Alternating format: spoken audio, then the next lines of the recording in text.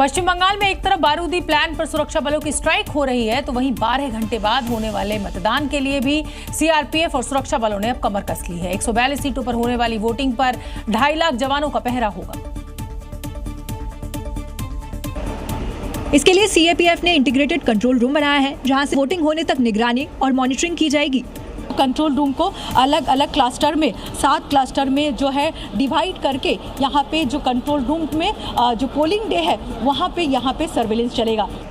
Control room में BSF, CISF, CRPF, ITBP, state armed police और RPF सहित सभी बलों के जवान मौजूद हैं। लाइव जीपीएस मैप के जरिए सुरक्षा बलों की मूवमेंट की रियल टाइम मॉनिटरिंग हो रही है। कंट्रोल रूम के साथ ही ग्राउंड पर भी सीआरपीएफ के जवानों का मार्च जारी है, ताकि कोई गड़बड़ करने के बारे में सोच भी न सके। घूम रहे हैं, कोई भी अगर गुम्स या गुंडे जो भी होंगे वो छुप चुके हैं। अगर मतदान शुरू होता है, अगर पाए जाएंगे तो उससे सख्ती से निपटा जाएगा।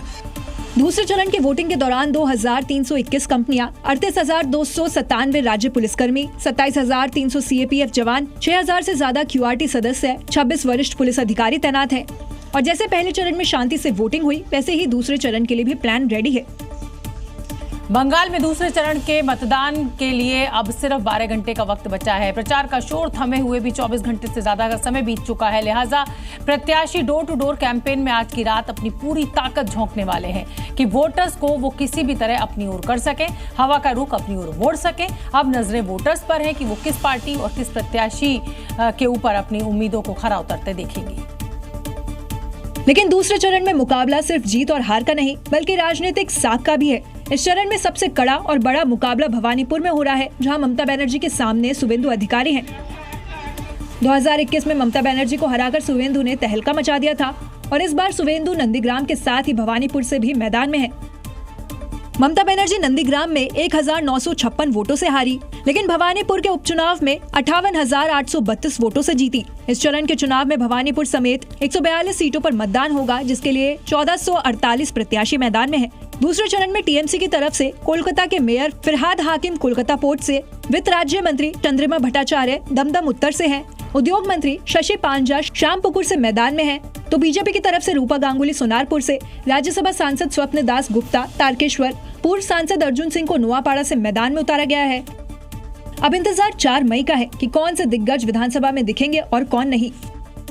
पश्चिम बंगाल चुनाव प्रचार की सरगर्मियों के बीच प्रधानमंत्री मोदी आज अलग रंग में नजर आए। दूसरे चरण का शोर भले ही थम गया हो, लेकिन बंगाल से सिर्फ 150 किलोमीटर दूर सिक्किम के गैंगटॉक में पीएम मोदी ने ऐसा गोल मारा जो बंगाल के चुनाव में क्या बड़ा खेला कर पाएगा। क्योंकि पीएम मोदी जो करते हैं उसके पीछे कोई ना कोई खास मकसद होता है। पीएम मोदी ने सिक्किम के गैंगटॉक में आज बच्चों के साथ फुटबॉल खेला। इस दौरान प्रधानमंत्री कभी खुद गोल मारते दिखे, तो कभी बच्चों का हौसला बढ़ाते हुए टीम का जोश हाई करते दिखाई दिए।